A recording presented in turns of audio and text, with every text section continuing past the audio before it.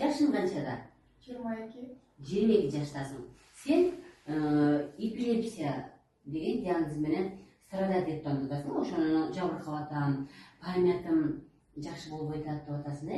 Анан акыркы мезгилде тез кармап калды деп атасың. Эми канча таблетка ичесиң? Күнүнө 2ден таблетка ичем, бирок 2 дары ичем. 2ден 4 таблетка ичесиң. Канча жылдан бери ичесиң? Уже 13. 13 жашыман болгондо кандай болуп калат? 10 жылдан ашык болуп калат, э? 10 жылдан ашык болуп калат экен. Так, эми урматтуу мекендештер, биз азыр канын көрдүк. Канында абдан көп, эң көп гриппке көп экен да. Мен дайым силерге айтып келем, канда 5 майра жандык көп жашайт деп. Грибок, курттун тукумчалары, жөнөкөйлөр, микробтор жана жөнөкөйлөр. Ушунун ичинен мен ушунча адамдар келип текшерди, көбүнчө грибок, курттун тукумчалары жана микроб көп экенин кандан көрөбүз. Сенин каныңан кайсы көп чыкты? Грибок чыкты.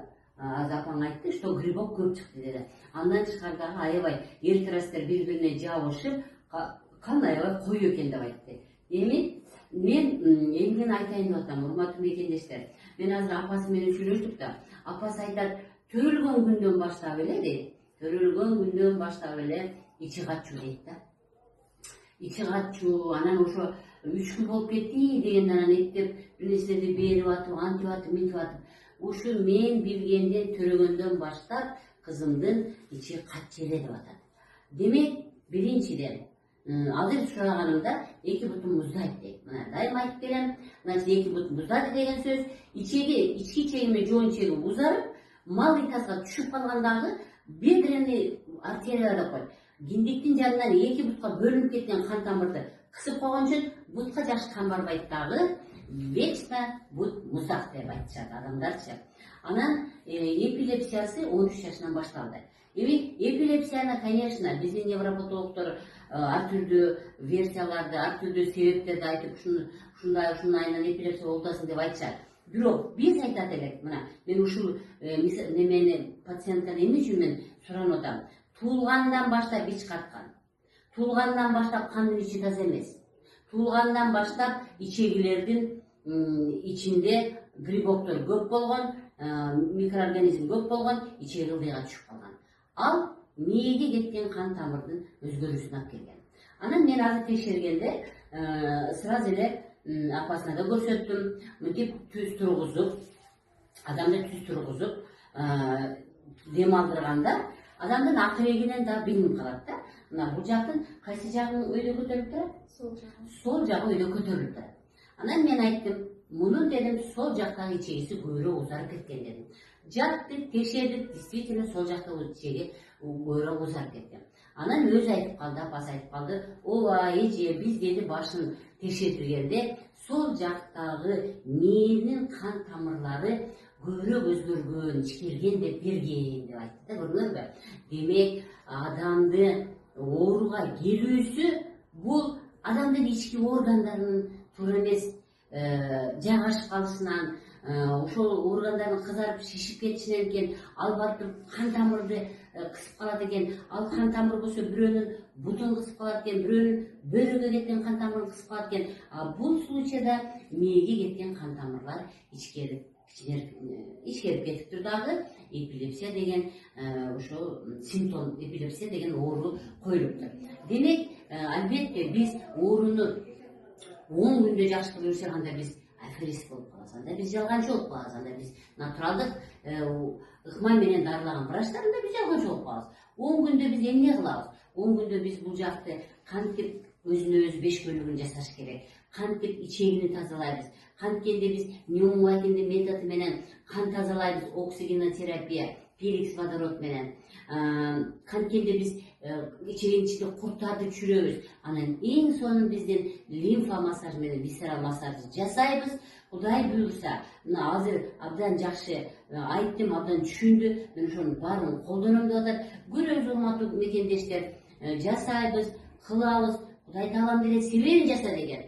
Шыпаны дайым Кудай берет. Бирок себебин жасасак, андан да сонун шыпа берет экен. Демек азыр бул өзү дагы жакшы түшүнүп турат. Себебин абдан жакшы жашашыбыз керек. 5 көлүгүн унутпашың керек. Тамакты мен түшүндүргөндөй жасашың керек. Анан биздин методду жасайбыз дагы. Кудай буюрса 2 айдан кийинби, 4 айдан кийинби кайрадан дагы беседа кылып чыгарганга аракет кылабыз. Урматтуу мекендештер, мен эң негизгиси айткым келет. Ар бир балаңардын күнүгө заңдап атабы, күнүгө 2 жолу сыйдык чыгып атабы, ошого көңүл бургула. Заңдабадыбы, бул тревога. Значит, ошол баланы жакшылап ичин келгенге курсагына висцерал массаж жасайсыңар.